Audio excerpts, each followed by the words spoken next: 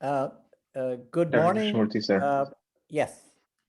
Dr. Iyer is still not here yet. Okay, He's no the first problem. presenter. We'll get started, and I'm sure he'll join.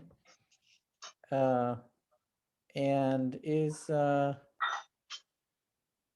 Shad here? No, I think they're not here yet. That's why. Okay. Dr. Shinde, do you have the number to call, or anybody, any one of us can do that? We have the WhatsApp. Oh, okay. Krish sir, I'll give him I a just call if texted you them. want. Okay, thank you, thank you. Okay. That's I very just kind. texted them. Welcome to Operation Breathe. This is Pune International COVID Knowledge Exchange. This is and today's session is on ventilating the COVID patient, when and how. And here are our speakers and panelists who will lead the discussion. But remember, all of us are part of this conversation. And we have Dr. Rishik Vashish from Virginia, and Dr. Jignesh Shah and Dr. Shiva Iyer from Bharati Vidyapeeth, Pune. And your moderator today will be Dr. Aditya Kasarabada from Virginia. Just to remember again, because it's good always to remember why we're here. We're here to exchange knowledge regarding COVID, and who is having the conversation are practitioners in the front lines of managing COVID. This is not a webinar. It is not a grand rounds. So our didactics are brief. Primarily, we focus on case-based discussions. Remember that if you have a case that you want to talk about, please, you can bring that case. You can put it a little bit on the chat. We'll call on you to talk about your case. Anyone can bring a case to discuss. And this activity only works when we all teach and we all learn. I want to point out who are the people, some of the people who have been involved are alumni of Armed Forces Medical College, Pune, who we have all had the privilege of calling Pune our home for a long time, and many of our friends from other backgrounds. We've had a wonderful collaboration with the Bharati Vidyapeeth faculty, other physicians in Pune area. It's lovely to see other physicians in practice and in the IMA, and physicians really elsewhere on the front line of fighting COVID. I want to give a shout out to our collaborator on the ground is JPIGO, which is a Johns Hopkins associated NGO, which is involved in capacity building in COVID. And we hope to really bring in even more work on the ground as we build capacity at different levels of care. And this is all made possible through ECHO India, which is providing the ECHO platform and methodology. I want to give a shout out to what we will talk about next. So Pune being the seat of culture, I took the liberty of posting this Subhashitam. Chintaniya hi vipadam adadeva pratikriya nakupa khananam yuktam paradipte vahnina grihe. We must prepare for a crisis from before itself. It is not appropriate to start digging a well when your house is already ablaze with fire. So with that in mind, our next session will be about preparing for a pandemic and really start a conversation about ICU preparedness. I think that one thing that the pandemic has taught us is that care has to be distributed. It can't just happen in a few major medical centers, corporate hospitals, medical college hospitals, that we have to build capacity. And we're not going to build capacity in that 1 hour, but we really want to start this conversation, and we're looking forward to that. And so that's in 1 week. And then in a week after that, we will talk about a problem that we're going to see increasingly, long haul COVID, people who have long-term complications of COVID. And we're putting together an excellent team of folks from Pune and elsewhere to talk about that. So with that, I'm going to turn this over to Dr. Kasarabada.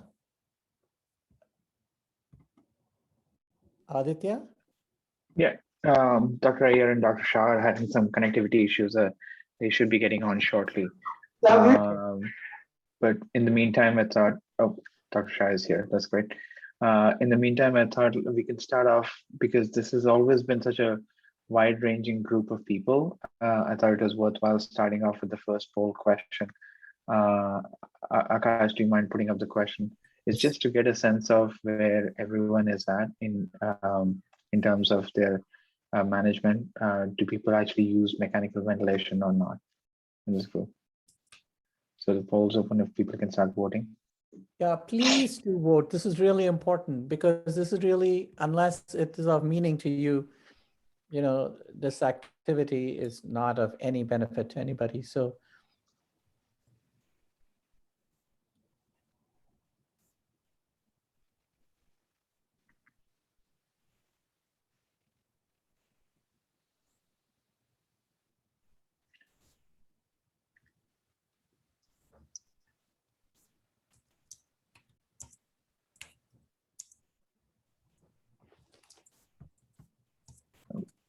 we're gonna close the poll in about 15 seconds.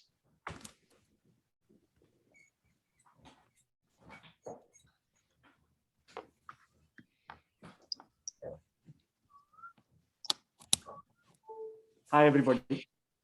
hi. Welcome, Dr. Iyer. Polls closed. I mean, the results look about 50-50. So it should be a decent discussion about what we can and cannot do with mechanical ventilation. And some parts of the talk are actually a little bit basic too, so that everyone understands where we are coming from.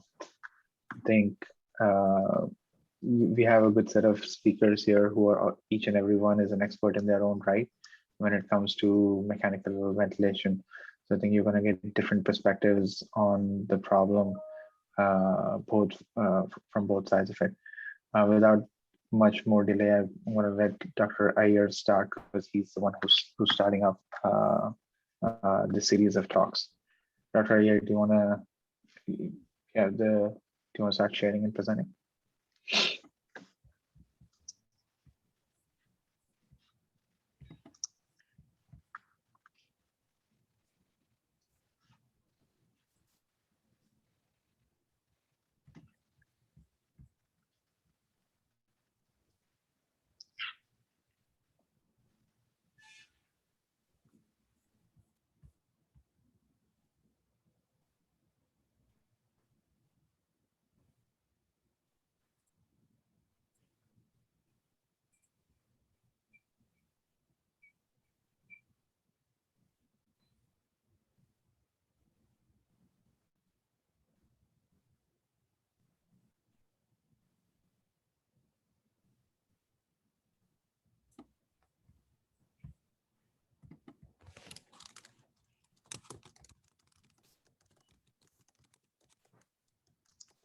Dr. Do you want me to share the slides?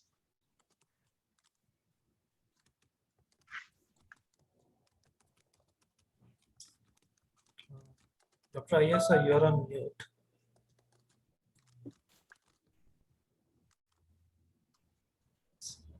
Sir, you're on mute. You're on mute. Yes. Can you hear me now? Yes. Yeah.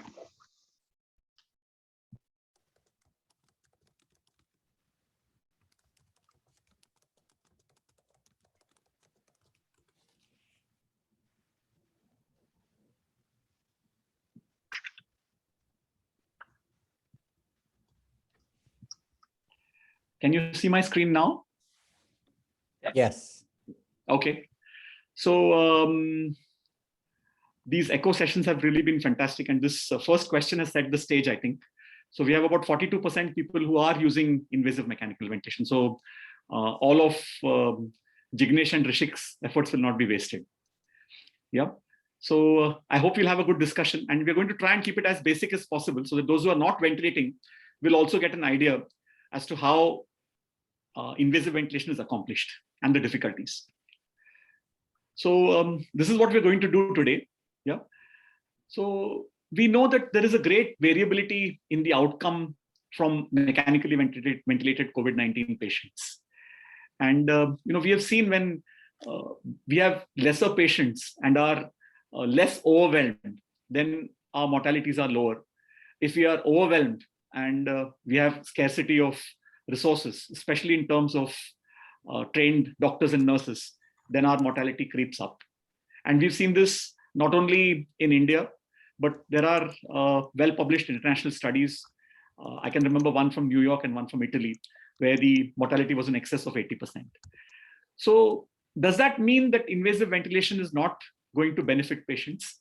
I would think not. And being an intensivist, and I'm sure my intensivist colleagues will agree with me, that the reasons for this are the variability in the disease process and the variability in the management. And of course, when patients present to us. So if someone presents to us moribund and in a near cardiac arrest stage, and then we try to resuscitate them and they've got refractory hypoxemia, they're unlikely to make it from that point on. So what are the reasons for this variability in management? The variability in disease process, I think to a certain extent, Rishik and Jignesh will touch on as we go along. So the available resources can vary markedly. Infrastructure, even in places where there is good infrastructure available for ICUs, if you need to suddenly expand your ICU beds, that surge capacity is not available. And yesterday, we had a discussion among ourselves where we found that surge capacity for intensive care is difficult to achieve. And so if you have to use makeshift ICUs, then the problems are going to multiply.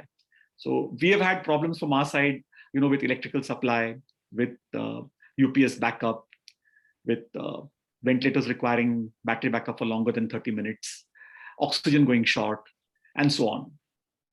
Then equipment is also, in a surge, you're used to a particular kind of ventilator. You suddenly get new ventilators.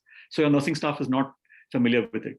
Again, if they're not familiar with the ventilator, then things can go wrong very easily and quickly when patients are invasively mechanically ventilated. And then, of course, there is the expertise. So in a surge, what happens is now, typically in our ICU, supposing we have, usually we have, let's say, about 40 intensive care beds, of which we ventilate only about 20. If suddenly we ventilate 75 beds ICU, and of them 70 are ventilated, then necessarily the nursing staff, 50% of the nursing staff is going to be from outside of intensive care, who don't have the expertise. And they, in addition, have to deal with new ventilators. Then, of course, there is the climate and culture of having a department of critical care medicine, of having run ICUs in the past, so which can help you to adapt if you're called to cooperate and contribute to a surge capacity. And so therefore, I think mortality is also a function of number of cases versus available resources. So I'm going to change gear now, this background part and how we can build our capacity. Can we look at training more people? Can we get people, trained to contribute in a surge, especially our colleagues from anesthesia medicine? Can we create makeshift ICU areas? So previously we used to think of these beds as not really requiring invasive ventilation. So can we enable them for that? So these are all things that we have to think of as we go ahead in this pandemic and for future pandemics. So now I'm going to change gears, tell you a little bit about how ventilators function. So any ventilator, will have an electrical supply. So you should know where the switch for on-off is.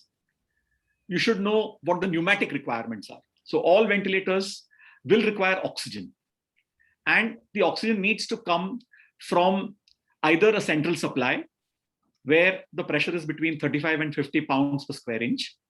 And this is a reading that you can obtain from the meters that are available either inside or outside your ICU, and your biomedical engineer can help you.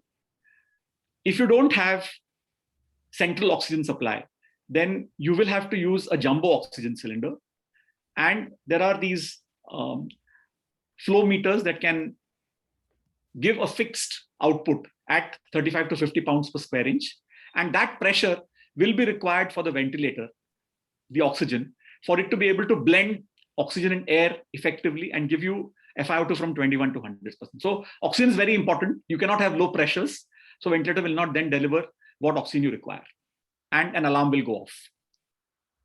The air, if you have a central air supply, then that can function again at around 50 pounds per square inch. But if you don't have central air, then you will need either a ventilator that works on a compressor. So there will be a compressor that needs to be switched on, additional to the electrical supply, or it may be a turbine-based ventilator. So there are many turbine-based ventilators. One example of a turbine-based ventilator is what we use in our setup called the Vela.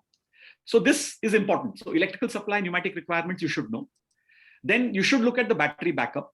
Preferably, all ventilators should have a battery backup of at least 30 minutes. In addition, there should be a UPS backup for the entire ICU. And in addition, the hospital should have a generator backup for its electrical supply. So in India, we know that electrical supply is, many of these disasters that we have heard of occur because of some of these reasons. Now, once you've switched on your ventilator and you see that the light on the ventilator is on, you need to connect your tubings, connect the catheter mount, connect the filters on both ends, at the patient end and at the expiratory end, whereas air is going to come out into the ICU. So these filters will prevent the patient from getting infections, and in addition will ensure that the air that is coming out from the expiratory end does not cause infection, especially, we don't want to spread COVID-19. So once you switch on, you will see the machine perform a self-test. Usually the self-test proceeds without difficulty in most modern ventilators. And you will then see the screen. The screen will allow you to choose the mode, the settings, and the alarm. So you must make sure that these are done, and these Jignesh is going to tell you about in greater detail. And then you can connect to the patient. So this is very important, knowing your ventilator. And about this, we can have some discussion about what kind of ventilators we use as we go along. Now, when we think of normal breathing, in normal breathing, a neural signal comes. There is contraction of the diaphragm and the respiratory muscles. There is a creation of negative pressure in the pleural space. And this pressure may be from -2 to -5. And this negative pressure results in sucking of air in during inspiration.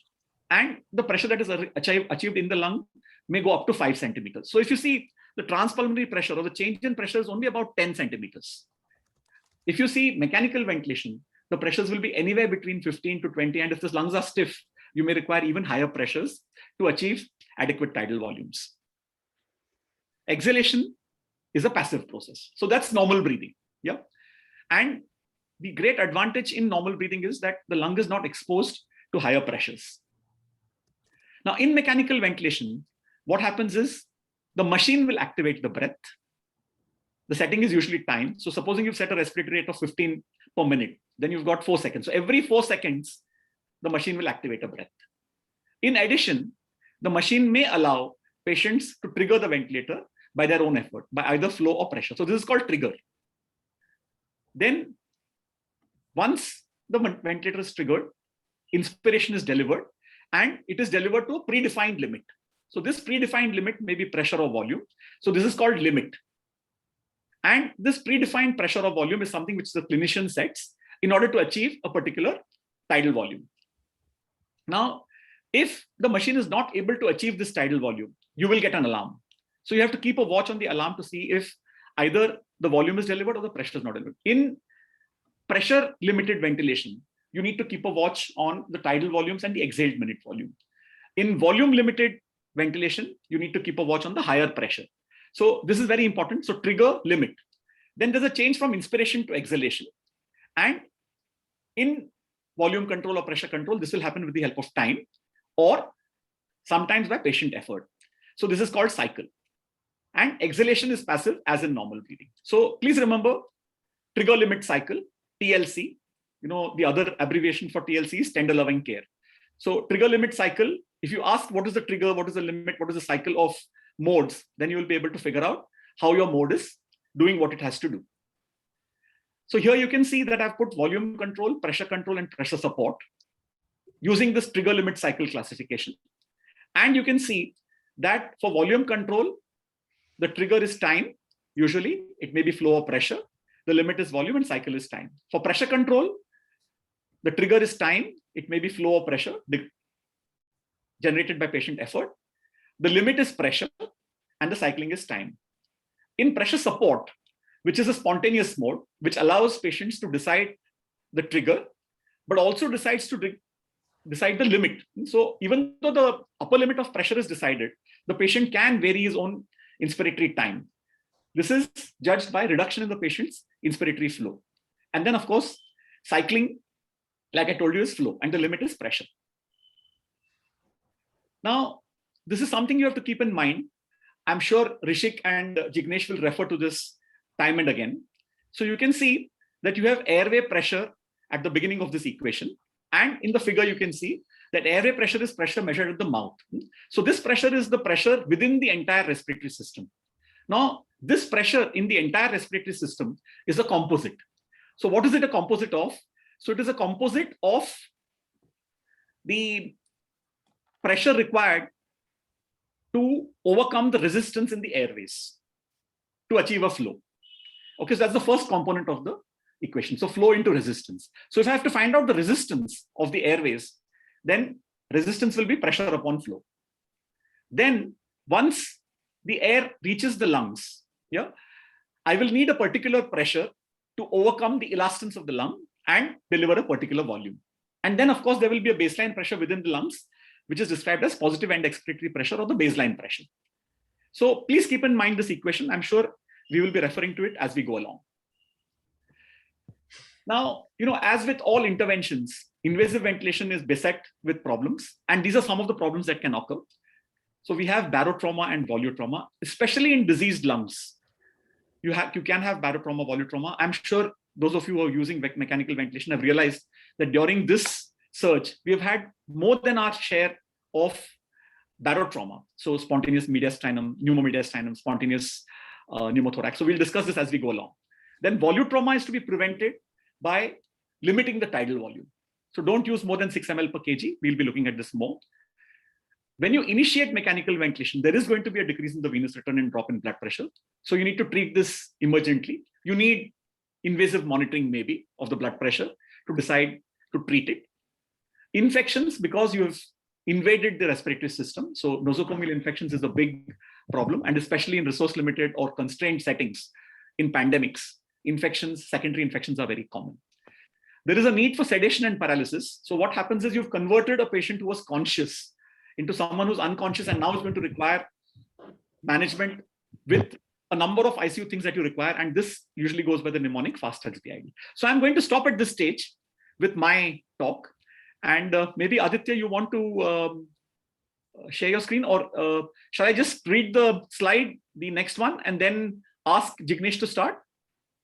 Yes, I think he's up next in that case. Yeah, so I'll read you the case. So, this is a bit of a busy slide, so I'm going to keep it on for a couple of minutes maybe.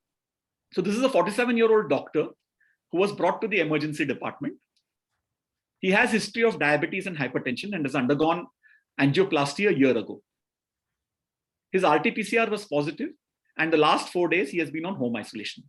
He was feeling dyspneic since last night and had also some chest pain. When he came in, his pulse was 120 per minute, regular. Blood pressure was 160 over 100. Respiratory rate was 36. SpO2 was 85% on 15 liters NRBM.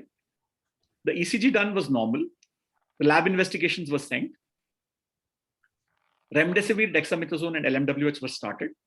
And he had an HRCT done. And the HRCT severity score was 22 over 25. His investigations, hemoglobin was 16 grams per cent. WBC was 7,200. Polymorphs were 90%. Lymphocytes were 6. Eosinophil 2 and monocytes 2. Platelet count was normal. LFTs were normal. The blood urea level was 48. Creatinine was 1.2. Sodium was 145. Potassium was 4. Chlorides were 100. TROPA is negative. The brain natriuretic peptide level is 400. D-dimer is 1200. Ferritin is 800. LDH is 550. All of them are elevated. BNP normal is between 100 and 500, is less than 100. Between 100 and 500 is, and more than 500 is definitely abnormal. CRP is 96. IL-6 is 55. And a 2D echo was done, which showed a 45% ejection fraction. Okay, so I'm going to hand this over now to Jignesh. Dr. Jignesh, can I request you to share your screen? Yeah, do you have a poll question at this point? Yes. So shall we have the poll question now, please, before Jignesh shares the screen? So the question is, what do you do regarding respiratory management? Would you like to continue HFNC, try NIV, or opt for intubation and ventilation?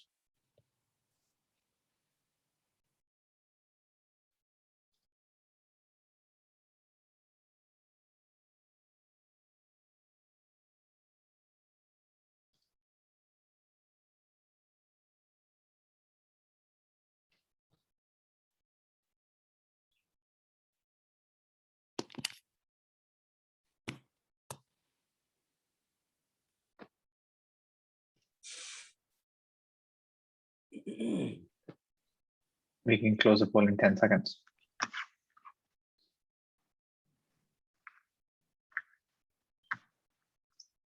It's interesting. More people are voting than have said they use mechanical ventilation. I think a few more joined after we started. Yeah, that's good.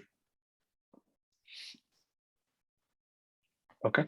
I think most are opting like 49% opting for non-invasive ventilation, 22% for continue high flow, and 29% for opting for intubation and mechanical ventilation. All right. Okay. Done, Jignesh, go ahead. Is my slide visible? Yeah. Yes. Okay. Is that? Yeah. So as the poll says, 22% of people want to continue a high flow nasal cannula, but majority feels that we should probably try NIV. Okay. So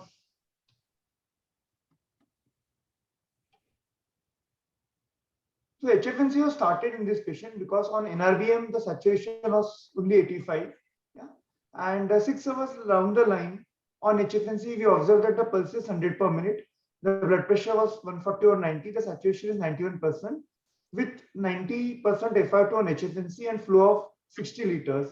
And the respirator was still 30 per minute. Yeah. And when the patient was in lateral or prone position, the saturation used to hold on around 90. But with slightest movement, the saturation is to drop down to 75%. Okay. So I think most of the people will now agree that HFNC is probably not a right strategy. Continuing HFNC is not a right strategy at this point, yeah, because there are episodes of desaturation which are quite significant. Yeah. So I think as most of the people have opted out, should we try NIV or should we opt for intubation or ventilation? So first and foremost for HFNC, we had this index called as ROX index.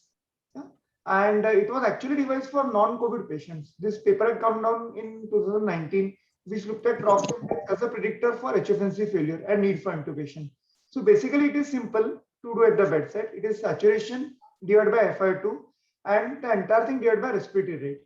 And usually there are these ROX index are done at frequent intervals, 2, 6, and 12 hours. So if the ROX index is less than 3.5 at 6 hours, it is likely to be predictor of failure of HFNC and possible need for intubation. So even though this index was not actually devised for COVID patients, we had a recent study from South Africa which had looked at ROX index and its predictability for failure of intubation. It found that it correlates very well. The ROX index at 6 hours of around less than 4 correlates very well with HFNC failure. So this is something which we can probably use objectively to decide which patients we should probably continue to pull on HFNC, or we should think about other respiratory support either in the form of non-invasive ventilation or invasive ventilation. So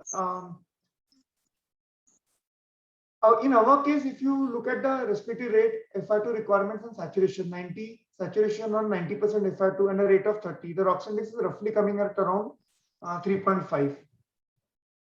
So the next step is, as most of the people said, we should try NIV. There's usually a temptation to use NIV in patients who are hypoxemic and desaturating, not maintaining on high flow nasal cannula. And this temptation is not there recently in COVID. This has to be previously also continued because we tend to associate intubation, ventilation with poor outcomes.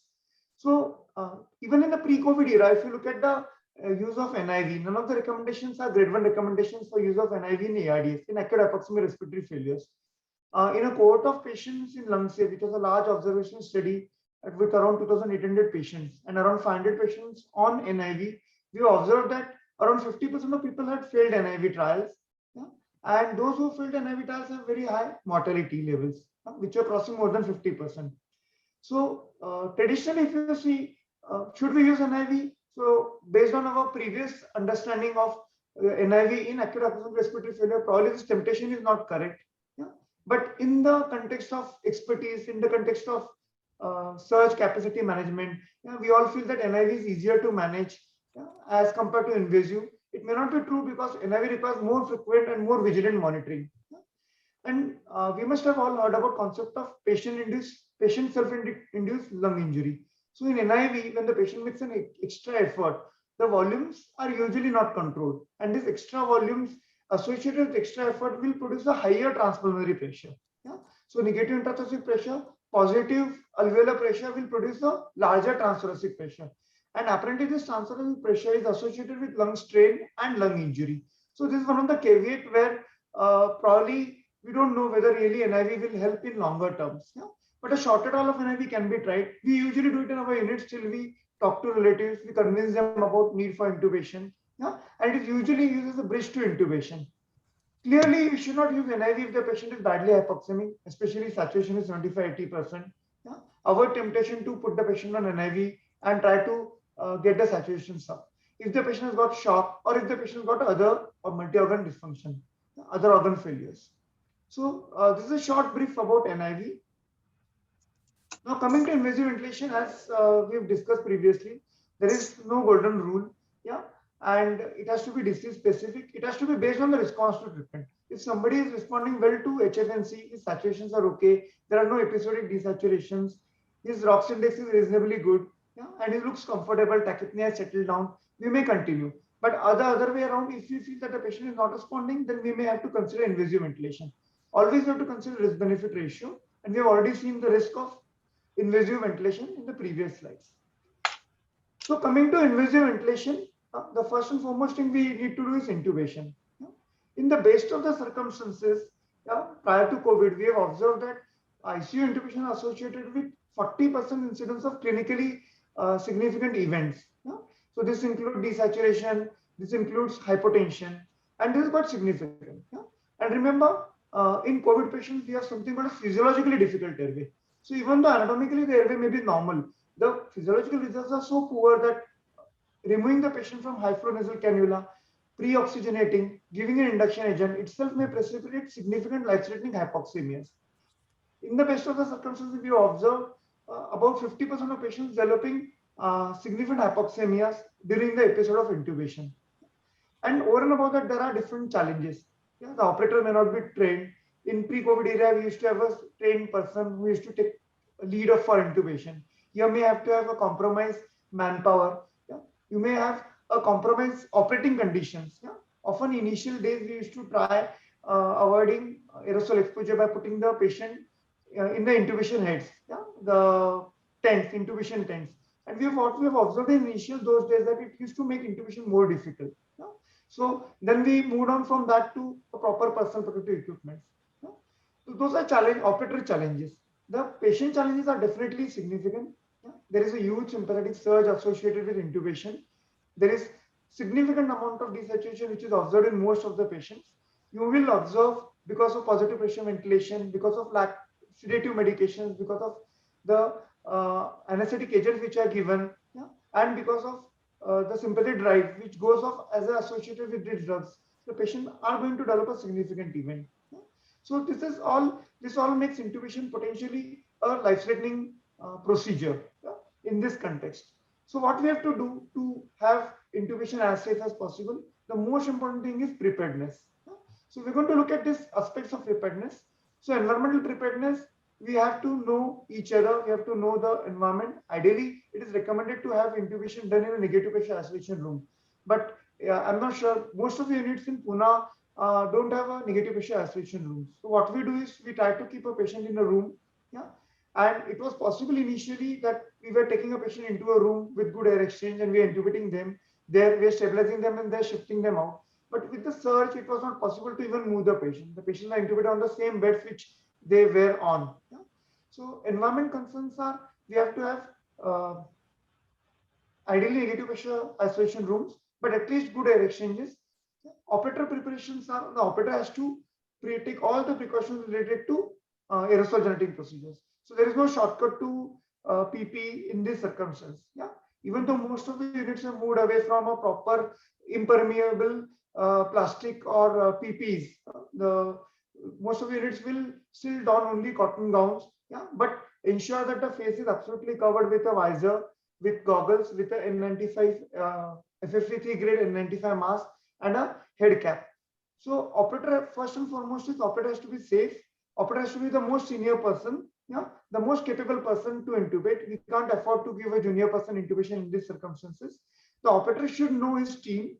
There should be clear designation of responsibilities in the team. So one nurse is going to take care of drugs. Yeah, so there should be clear instructions. There should be clear communication. One assistant which will help you to probably provide airway equipment and help you in section if it is required. Yeah. Then patient preparation, but naturally try to optimize the oxygenation prior to intubation. Yeah. Often HFNC or NIV use during the intubation is not recommended because it is supposed to generate aerosol procedures.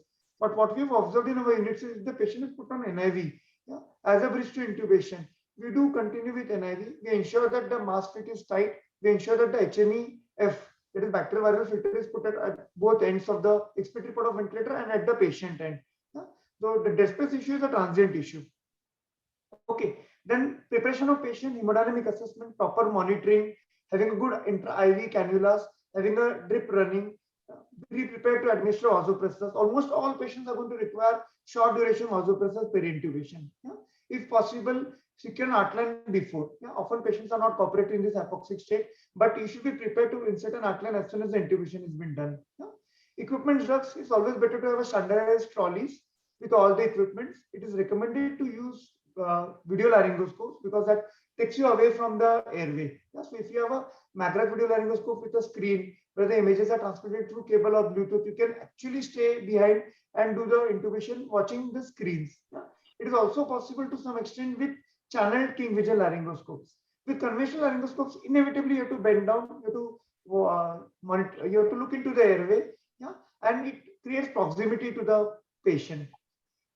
Related to other equipments, it is most of the equipments are the part of standard intubation cart. Yeah? You do have to have plan B, plan C, plan D. If somebody fails your conventional airway management, so it will involve using LMAs.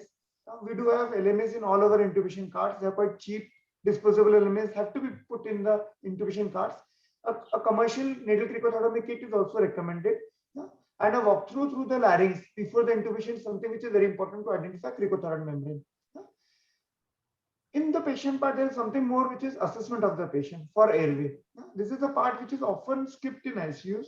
We don't do a formal assessment which is usually done in anesthesia, like opening the mouth, looking at the Malampati classification. It is often usually skipped part. Now, what happens in the crisis scenario, if you start intubation without inadequate preparations, you may lose airway, you may have significant desaturation. So it's always better to have standardized carts, yeah? And they are definitely helpful at the start of shift, like we usually do for our code blue kits or like we do for our standardized crash carts. It is always better to check the carts on daily basis. Yeah?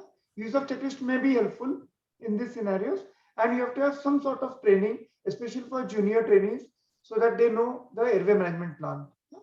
So this is about the airway, and most of the things, remember, you are going to anticipate events, and most of the things are related to good preparedness. If you're prepared, if you anticipate well, your patients are safe. Yeah?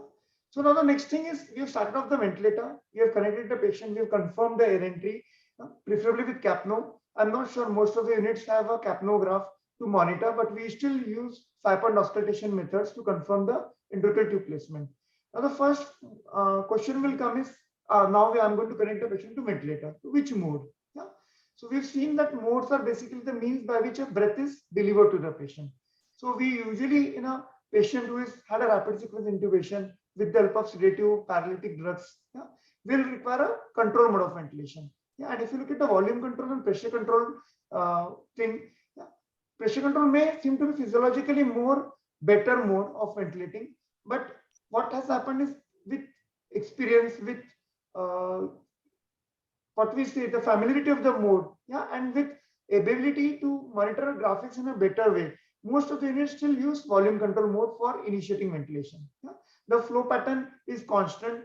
Okay, then we can control the volumes, because in pressure control, the volumes will be a dependent variable depending on the pressure set, and the volumes will be variable. And we want to have a lung protective ventilation with as little tidal volume as possible, 6 ml per kg, and a plateau pressure of less than 30. So this monitoring of volumes, having constant volumes, monitoring the plateau pressure becomes easier in a volume control mode. And that is the reason why most of the units will prefer volume control mode for volume message control mode for ventilating the patient with ARDS. So these are the standard settings which are to be done in a volume control mode. Yeah, the FI2, the tidal volume, the respiratory, we are going to go through each of one in quickly. So FI2 usually at the initiation will be set as 100%. Yeah, it is usually set as a fraction. So FI2 will be 1. And depending on the oxygen levels, saturation levels, you can get the FI2 down to as possible. The saturation targets are 88 to 92%. If you are doing an ABG, the ABG targets are 55 to 80 millimeters of mercury. Then setting the tidal volume is the most important part. We all know about this. Most of the people must have heard about this landmark trial, which is arsenate trial, done in 2000, published in NEGM. So this was the first positive trial which showed that a tidal volume of 6 ml per kg was associated with around 8 to 9% absolute reduction in mortality as compared to conventional volumes of around 10 to 12 ml per kg. Yeah? So tidal volume, low tidal volume ventilation has become a norm now. Yeah? There is no excuse. And this volume is not the actual body weight. If somebody is 100 kg, I'm not going to put 600 ml as volume. It is actually predicted body weight. This predicted body weight is based on sex and is based on height. And there is no need to actually mug up those formulas, because most of the phones and there are apps which can help you calculate the predicted body weight. Yeah? So it is important that you calculate the height from head to toe, and the height is mentioned on the file along with the predicted body weight. Okay, so that will help you to decide what volumes you have to give, correct volumes. So tidal volume, you will start off with 8 ml per kg. You will monitor the plateau pressure of oxygen, and you will come down to 6 ml if the plateau pressures are high. We're going to discuss plateau pressure. Now, patients are often tachypneic. To start off, their respiratory rate maybe around 30-35. On invasive ventilation, we usually start off with little higher rates, at times 20 to 24. If you feel that prior to intubation, the patient's CO2s were more, even on spontaneous breathing, you may start off with rate of around 24 to 28 millimeters of breaths per minute. You have to individualize to minute ventilation targets. The target minute ventilation is around 6 to 8 liters. Remember, as we increase the rate, the expiratory time is going to get shorter. So as I make the respiratory rate from 20 to 25, my respiratory cycle time is going to go down from 3 seconds to 2.5 seconds. Okay, as I go down on respiratory cycle time, my expiratory time is further going to go down. And this may predispose to gas trapping, which is incomplete exhalation. This is not seen in patients with ARDS, because what happens is when we talk about expiration, the lungs with poor compliance. Remember, when we talk about time which is required for expiration, it will depend upon the time constant, which is resistance time the compliance. And as the compliance is very low in this disease, your time constants have gone down. And this will help to have exhalation in a shorter time. Okay, so we have tried a strategy of inverse ratio ventilation previously with arsenate, and even that does not cause much of problems with gas trapping. So PEEP, starting off the PEEP, usually the initial PEEP will be 5 millimeters of mercury. Based on oxygenation, based on monitoring of mechanics, you're going to increase the PEEP. Why PEEP is required? Remember, PEEP is going to open up the alveoli. That is positive end expiratory pressures. And this will help in recruitment. This will reduce the shunt fraction. So shunt is basically a collapsed alveoli whereby the blood is shunted without getting oxygenated. So by opening that collapsed alveoli, we are actually improving the shunt fraction. And if you keep the alveoli open, it does not collapse at the end of expiration. And this repeated opening and closing may cause shear injury. And by giving PEEP, you are avoiding the shear injury. So appropriate PEEP will depend upon the compliance oxygenation. Dr. Ish is going to discuss on this part. So I'll just skip this part. Remember, when I'm going to give PEEP, I have to ensure that there is no over distension. I have to monitor plateau pressures, and I have to see that there is no hemodynamic compromise. It is very expected to have a low blood pressure as you go upon PEEP because of positive intrathoracic pressures. Your target saturations are 80 to 92. Your PO2s are 55 to 80. Your MAP target, that is mean arterial pressure target, is 65 millimeters of mercury. And when you give an inspiratory mode, your plateau pressure targets will be less than 30. So I ratio I'm going to skip. Most of the ventilators will have standard I ratio. which is directly set. But in some ventilators, you should know your machine very well. You have to indirectly set the I ratios. Even if you indirectly set the I ratios by your respiratory time or respiratory flow cycle, your machine is going to tell you what the I ratio is. Yeah, and you have to observe that. Most of the modern machines will come up with a setting of I ratio. Okay, so I'm going to go to next parameter, which is sensitivity trigger. Yeah, it is something which is usually not fiddled around. It is the way machine senses your effort. It should not be very sensitive, but it will lead to auto triggering. It should not be very hard for a patient to make a huge effort. At the initiation, it does not really matter because the patient is paralyzed. Okay, now once you make the settings, you have to see that your alarms are appropriately set. Yeah? Alarms are something which are very important for patients. So in a volume control ventilation, you have to see that your peak pressure alarms are appropriately set. If somebody has set a peak pressure alarm of 80, yeah, and your patient does a pneumothorax, you'll be very late to pick up that pneumothorax because your machine is not going to give you a high pressure alarm. Yeah?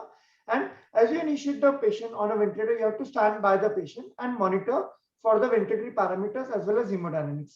Okay, look at the patient first, observe the chest movements, look at the saturation. If not appropriate, try to get up the PEEP if the blood pressures are okay.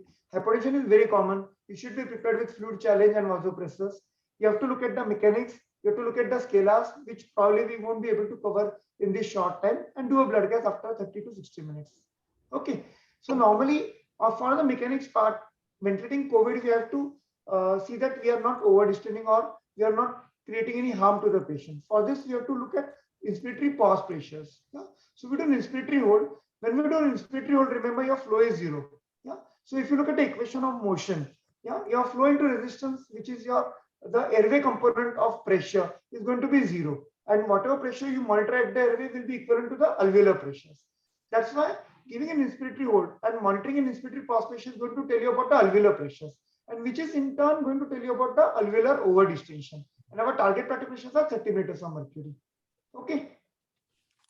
So problems with plateau pressure, we use it as a surrogate for lung stress. Yeah, it reflects the, but remember, so in some patients, we are measuring pressures at the airway. Yeah, in some patients, because of the poor chest wall compliance in an obese patient, yeah, morbidity, you may have plateau pressures which may be falsely high, and it may not really reflect the stress. So expiratory hold manual is also there on the ventilator, and usually we do it to check for auto PEEP. It is usually not an issue for routine COVID patients, but for those patients with COPD asthma, you may have to check the expiratory hold manual and check the auto PEEP. Yeah, it will tell you about the gas trapping. Okay, I'm going to cover the last part, which is analogous sedation. It is integral part to patients who are being ventilated. Yeah? So often we use, they have pain, they require some medications to tolerate the tube. Often they are turned into prone position, which is also quite uncomfortable when we give it for 16 to 24 hours. Yeah?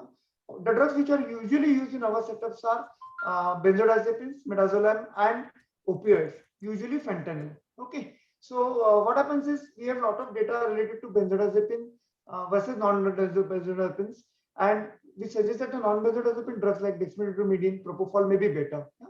But in patients who have hemodynamic compromise, and because of usually cost issues, we usually still stick to benzodiazepines and opioids as a sedative analgesic drug.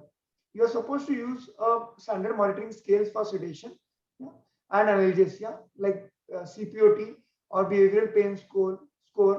Yeah. You have to look at the sedation score using a Richmond agitation sedation scale, yeah, and this is ideally recommended to check for adequacy of sedation because the patient should not be over sedated. Yeah. Often at the initiation of ventilation, we may have to also consider neuromuscular blockade. And most of the units for initial 42 to 72 hours will consider containing paralytic agents. Yeah. There are many reasons for that because the sedation is not appropriately monitored. Yeah. Sedation, because of lighter sedation, there may be accidental extubation, patient may move. Yeah. So for all those reasons, neuromuscular blockade is usually initiated at the initiation of ventilation. Yeah. There is again a debate about which is better, spontaneous or controlled. We are not going to go into details of that. Yeah, it may help to improve oxygenation. Remember, it removes the negative intrapleural pressures, negative intrathoracic pressure as a result of spontaneous breathing. So it reduces the transpulmonary stress. Yeah. And that is one of the reduce the injury. Okay. So which drugs we use? In our centers, we usually use vecuronium, yeah, as an infusion. It has ideally to be monitored along with train of 4 stimulus using a known stimulator.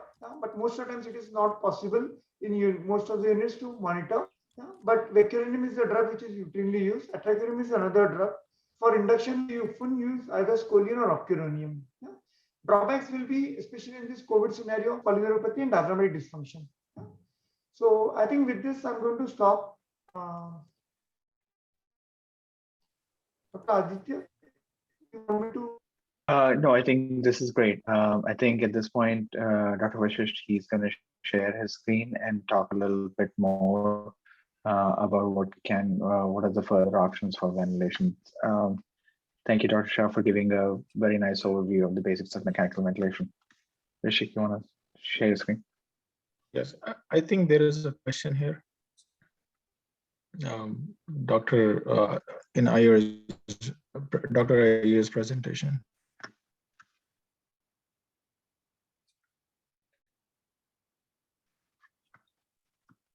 I think the question, and I'm happy to just repeat the question just so that in the interest of continuity, just so that we can go on with this.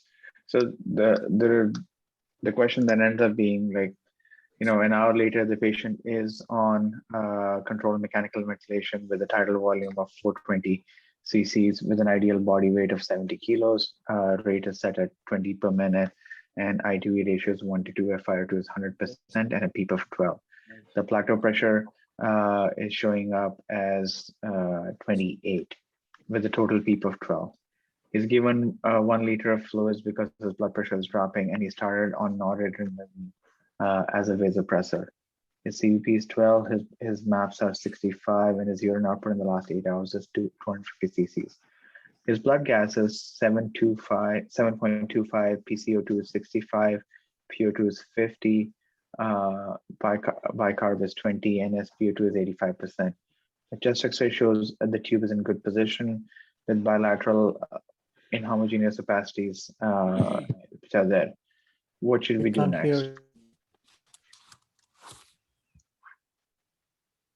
Okay, so after a great introduction by Dr. Shah, so I will continue when the main things that we will try to achieve in my talk will be, just let me share my screen first.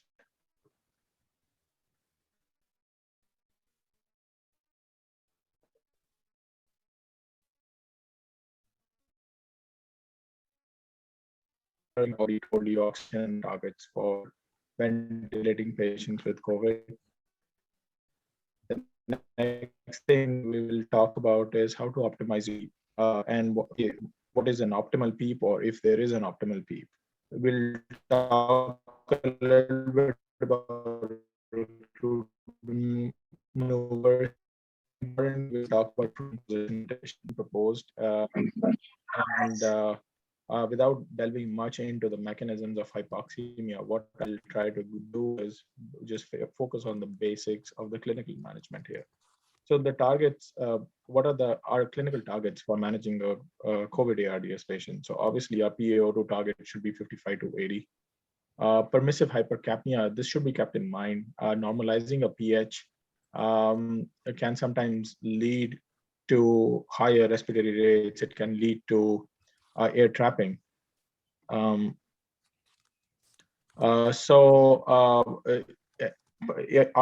also recommends that pH greater than 7.2 or 7.25 is absolutely fine. Normalization is not required. Plateau pressures 30 or less than 30 has been consistently proven in large randomized controlled trials. The one important thing I would like to mention is net negative fluid balance. So there was a trial named FACT trial and the subsequent FACT Lite protocol, which came around and said that patients with ARDS who have negative fluid balance necessarily don't have improved mortality, but their mechanical ventilation length is significantly reduced. So same thing stands for COVID-19 ARDS patients who are not hypertensive. Try to dry them out as much as you can. touching a little bit as we talked about plateau pressures, the newer, I would say not a newer, but a relatively newer kid on the block is driving pressure. So driving pressure is basically, as Dr. Shah mentioned you, that we measure a plateau pressure. So after measuring a plateau, so you subtract your peak from it, that will give you a driving pressure. So basically that is the pressure that you are using to drive a certain tidal volume into the lungs. So if you're using lesser pressure to drive volume into a lung as compared to larger, so that tells me that I am exposing lungs to less injurious pressures. So physiologically speaking, lesser the driving pressure, the better the mortality, and which has been proven like in retrospective analysis of a lot of large randomized trials. So next point comes is like PEEP optimization. Before we go into PEEP optimization, we've seen in the previous like STEM of the patient that we saw, his PO2 was 50, his PEEP was 12, his plateau pressure was 28. So if you look, we did have a room of our plateau targets are 30 or less than 30. So we did have a little bit room, and how to really optimize that room. That's what I'm going to tell you a little bit here. But before going that high PEEP versus low PEEP, first of all, big question comes: what is high PEEP and what is low PEEP? Actually, there has been no set defined criteria like what is high PEEP and what is low PEEP. If you would look in SCCM recommendations from COVID-19, what they arbitrarily say that anything less than 10 is low PEEP, anything greater than 10 is high PEEP. Now, which patient should get high, which patient should get low PEEP? The large meta-analysis of all the trials, ARDS trials, they've shown that patients with moderate to severe ARDS, if you have a higher PEEP strategy on them, it results in lower ICU mortality, hospital and mortality, and you use less rescue therapies. However, we should keep in mind that COVID-19 is a very heterogeneous disease. There are a lot of physiologies that have been floating around. Integrated COVID patients, you might have also realized that right away when you intubate them, their compliance is not as bad as you would expect. So we've seen patients who get intubated, they have normal compliance also. So now in these patients, if you try to give them high PEEP, you may actually overdistend them and actually may perpetuate lung injury. And they can develop pneumothorax or pneumomediastinum and other complications. So PEEP optimization should be done to obtain the maximal respiratory system compliance. What that means is your PEEP should be adjusted. There are different ways you can adjust the PEEP. One is called a decremental PEEP. What you do is you go to a certain high level of PEEP. For example, let's say I pick a number like 14, and then you start walking it down.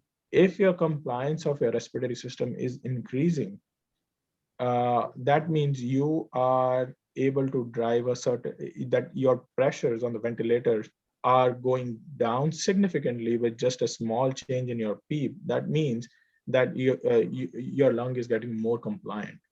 So you probably come down, you can select a lower PEEP also. However, if you feel that, okay, I'm in 12 of PEEP, I went to 10 of PEEP, and then my pressures went down significantly. However, my compliance hasn't changed much. The next thing you can do is you can try incremental PEEP titration also. When you are stepwise increasing your PEEP, important thing to keep in mind is keep a very close eye on your plateau pressures. And as long as your plateau pressures stay within your goal of 30 or less than 30, you're good. The other way you can also decrease your plateau pressures is actually you can go down your tidal volumes. So going down on tidal volumes, what that will do is it will give you a little bit more room on going up on your PEEP. In that way, you will be able to recruit a little bit more lung. The next thing that we talk about is recruitment maneuvers. This is a very, I would say, a contentious topic on whether recruitment maneuver should be done or not. The data that is out there says that recruitment maneuvers performed and can actually improve your oxygenation levels. So there are two types of recruitment maneuvers that you can do. So basically, what is a recruitment maneuver? Recruitment maneuver is you increase the pressure in the lung. Thereby, what you're doing is you're increasing the transpulmonary pressure. And what you do is you open up all that atelectatic or collapsed. Now you can do it in two ways. There are two ways that has been described. One is you do 40 for 40 seconds or 30 for 30 seconds. Like you apply a pressure of 30 centimeters of water or 40 seconds for 40 seconds and keep it there. And then you go down to your optimal PEEP level.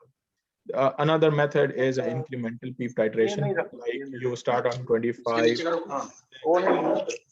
you go to 35 or 45. So this method is not recommended anymore. It has it has shown to have worse outcomes in terms of more barotrauma and can also cause hypotension since you're increasing your intrathoracic pressure. So in a nutshell, if you were to ask me about performing a recruitment maneuver, I will only do it if you have the capability of a chest tube insertion, or you are you have advanced hemodynamic monitoring, or if you've had experience with recruitment maneuvers before.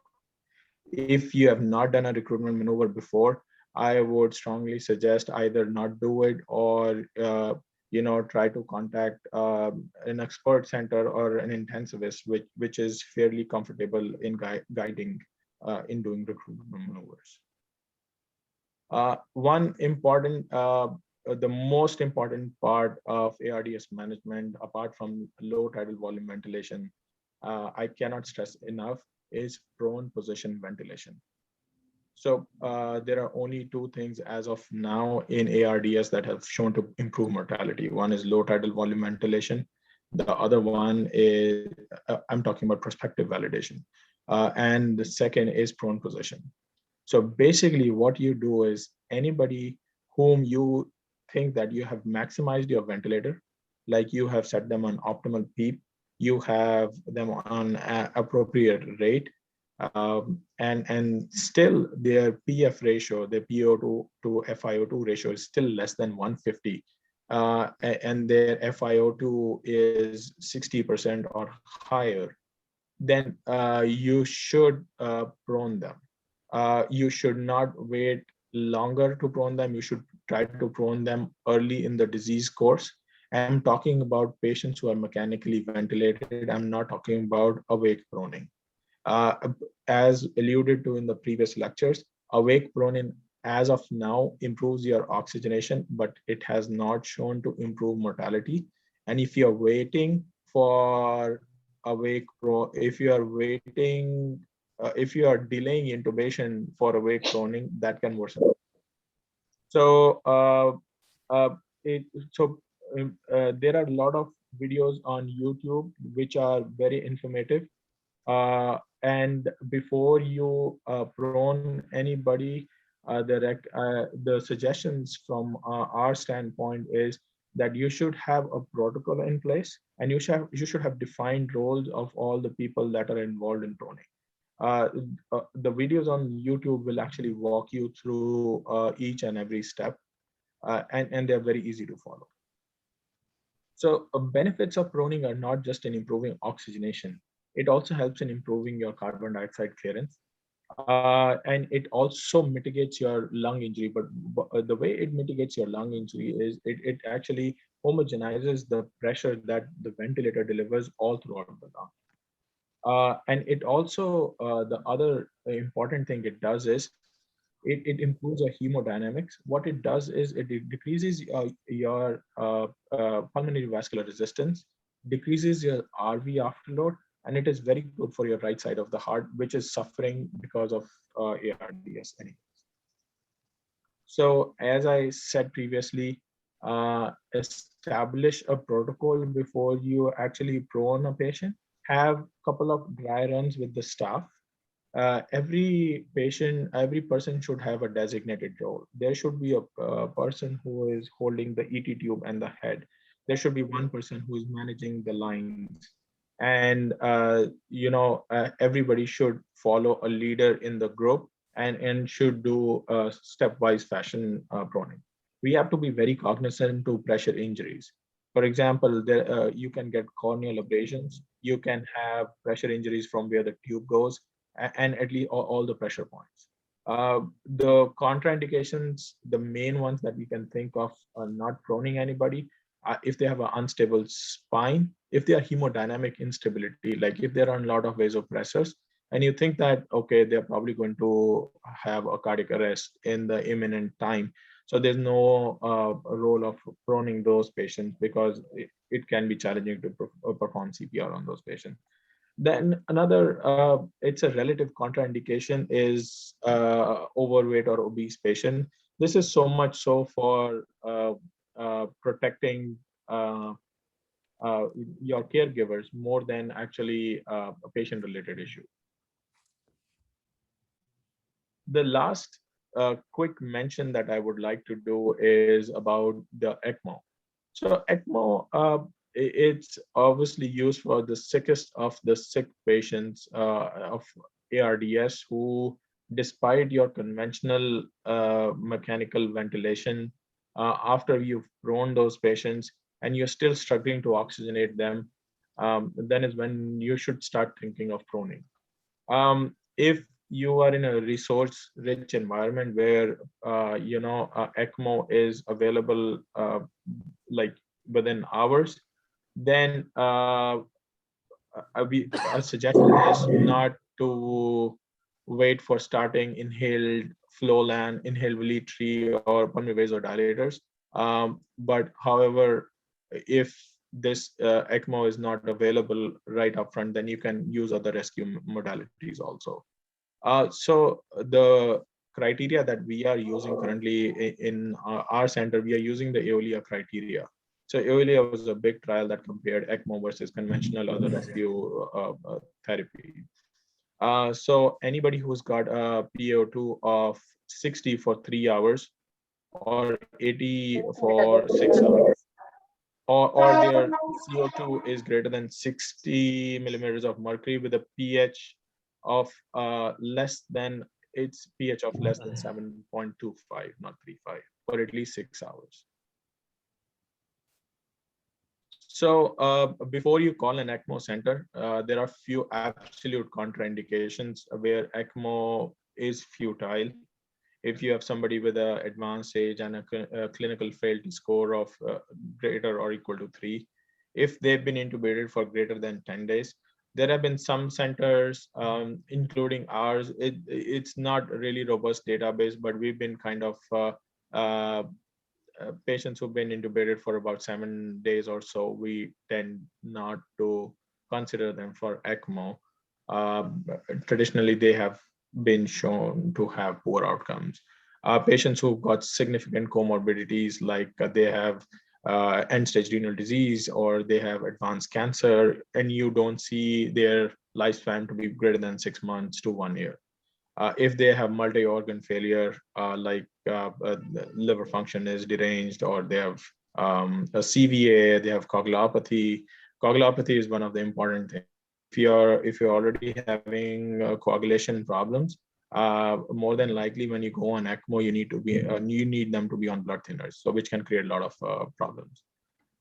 And somebody who's got a catastrophic stroke, obviously you'll not put them on ECMO as well.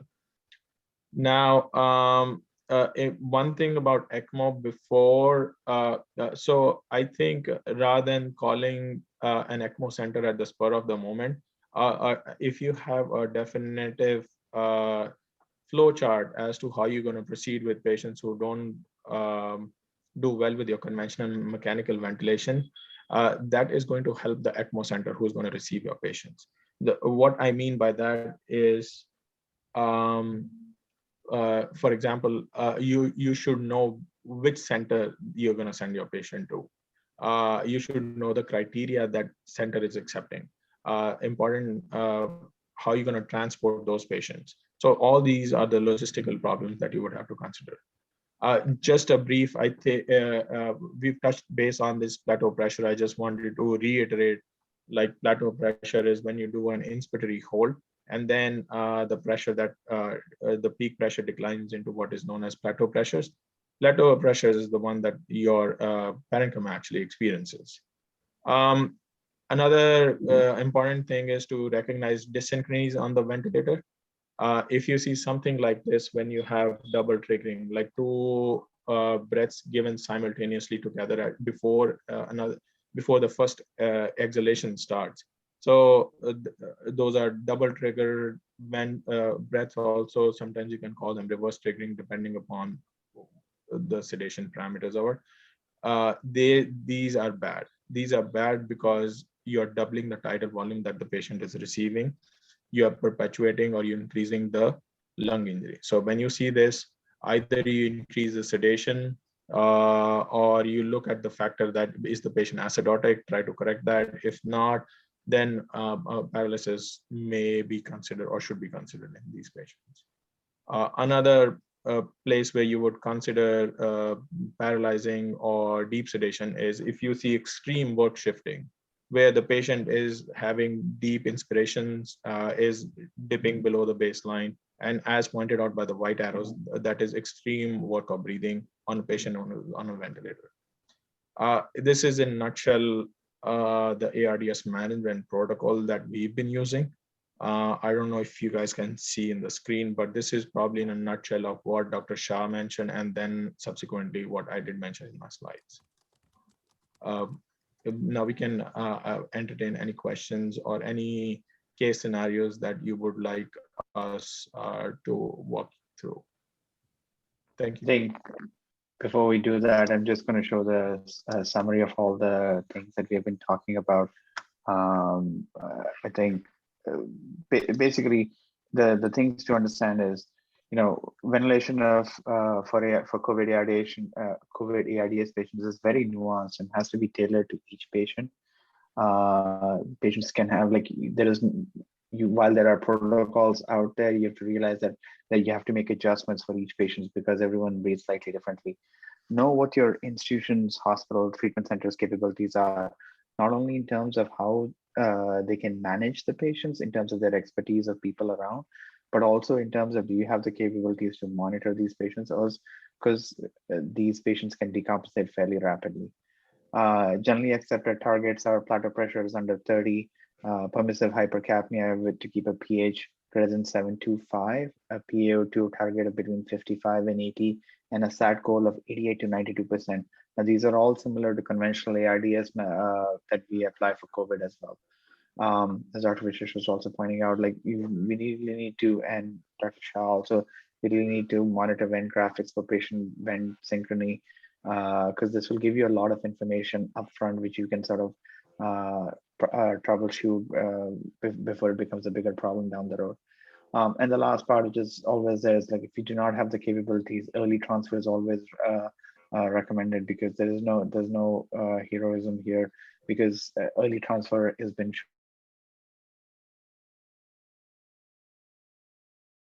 shown to actually have improved outcomes and survival. I should say, has been shown to have improved outcomes and survival. With that, I'd say I'd open it up for any questions which are out there. Aditya, may I add something? Please. Yeah. So, the last point that you made about early transfer, I think is extremely important. And I think most of the centers in Pune, especially among the audience, using HFNC NIV and may use invasive ventilation. So like ECMO, either ventilation, the capability to monitor, the capability to prone, the capability to sustain the patient for 7, 8, 10 days. And in that period, have appropriate setting, I think requires the support of an intensivist.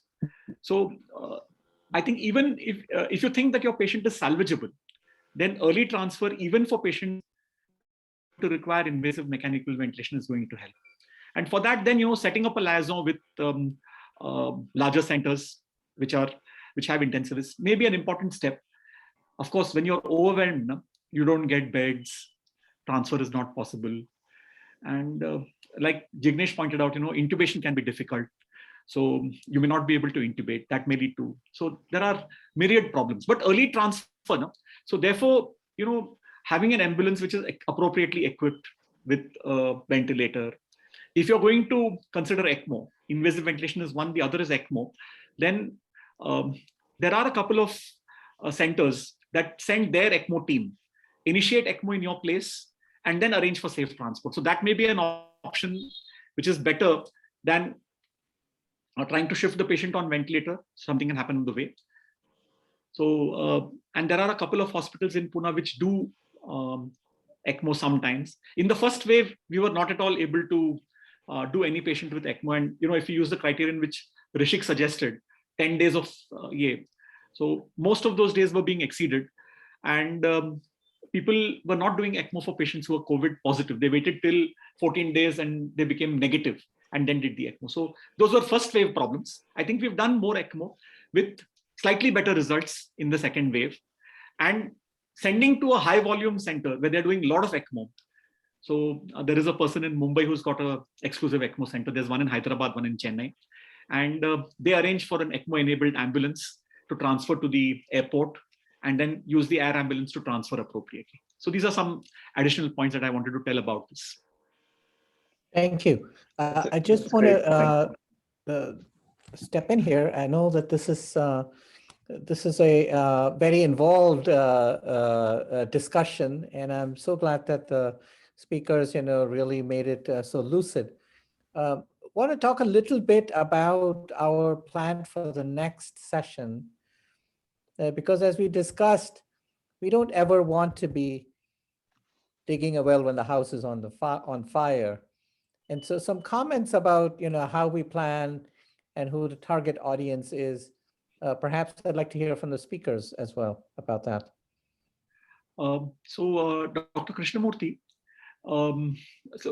Krish, so can I say that, we collaborated with the Maharashtra government, the Director General of Health Services Office, and we put together a training program called the Acute Care Training. So Maharashtra Acute Care Training Program. I'm going to put the link on the chat.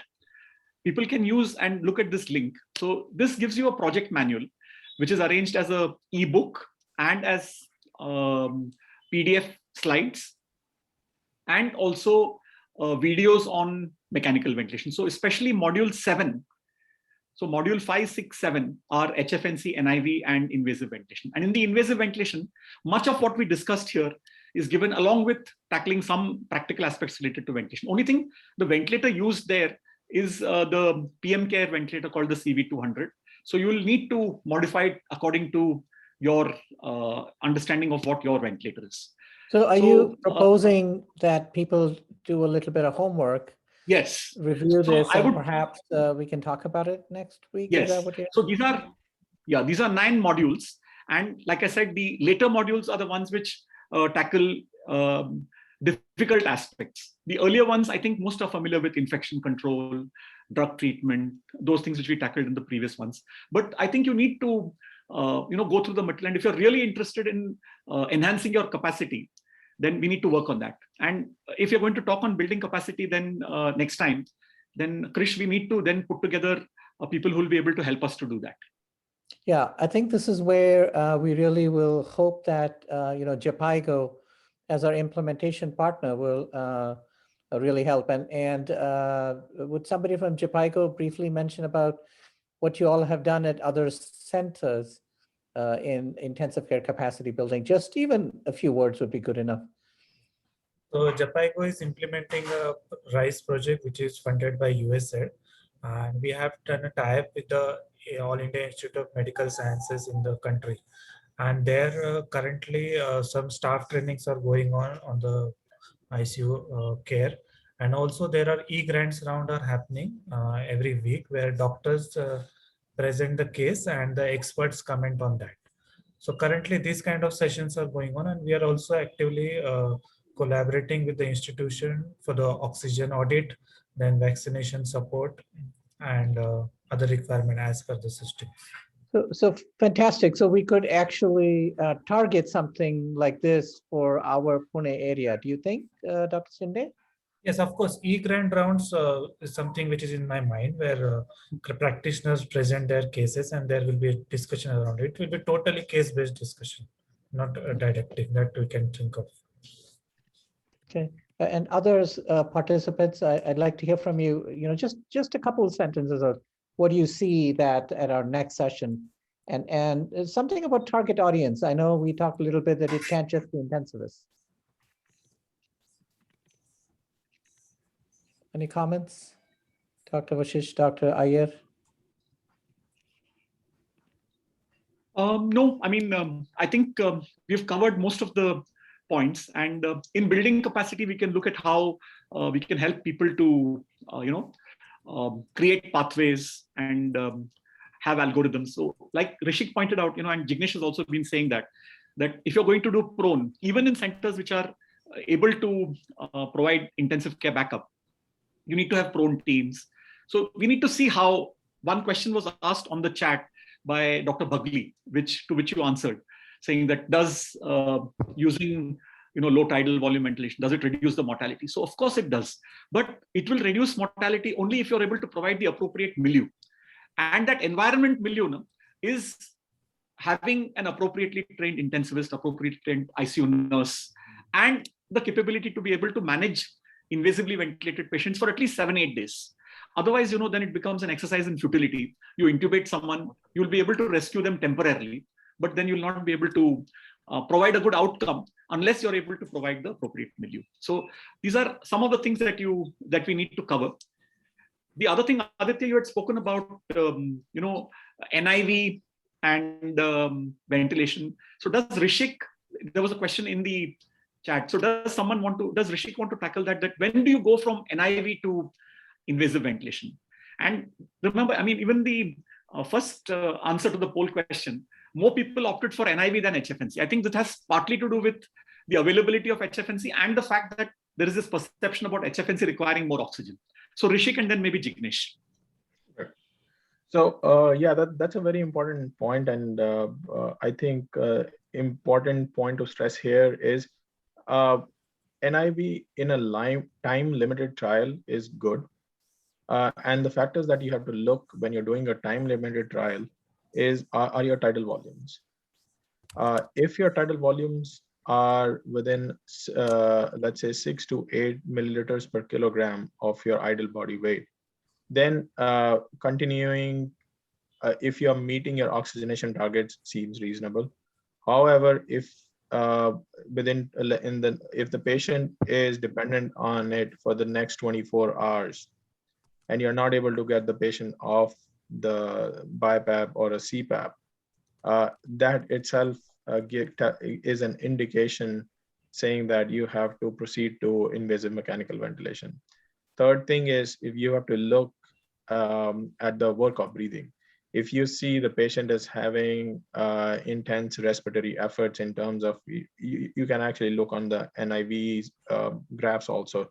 If they are generating a very negative intrathoracic pressures with that can itself, as Dr. Shah alluded, can cause large swings in your transmitted pressures with your tidal volumes that can swing wildly from as low as 6 to 12 cc's per kilogram. If that is happening, 100% you should proceed with intubation at that point. As a objective assessment, there is a score that was said, it's called as a HACOR score, that was studied in NIV and prospectively validated also in the same trial, that can give you a measurement as to if the patient is going to fail NIV in 1 to 6 hours. That sounds great. There is a question from Dr. Shinde, and and also I'm realizing in the interest of time, we also have to wrap up. So Dr. Shinde, you have your hand raised. Do you want to have? Yeah, not a question, just a suggestion for the future session that currently there is a lot of repression going on in Maharashtra considering the third wave, and also beds have been reserved for the pediatric cases. So maybe we can take such topics in future. That's in the Sure. presentation. So we do have several topics, planned. So our next topic is just, preparing for a pandemic ahead of time. After that, long COVID, after that, pediatric. So we have this planned for the next several weeks. And so we'll be letting folks know. Any last final thoughts, speakers, moderator, please? All the questions looks like they've been answered. I think so. I think the session went off well. And Aditya and Rishik and Jignesh, I think thank you for all your, it was a well-covered session. Aditya, any closing comments? No, I think this is one of the challenges of COVID, when to ventilate and when to not ventilate and how appropriately to do it. So, it's tough to cover the actual one of the biggest challenges of this pandemic in a 1 hour session. So thank you for all the speakers for actually doing a fantastic job for that. And also thank you for all the, the audience for actually being here so long and paying attention to that. Hopefully we answered all questions. If not, feel free to ask more questions. We'll try and get you as many answers as we can. Thank you. Thank you all. Thank you. And our best wishes as you go forward to take care of your patients, and best Thank you. wishes. We'll be seeing you again next week. Thank you. Thank you. Thank you.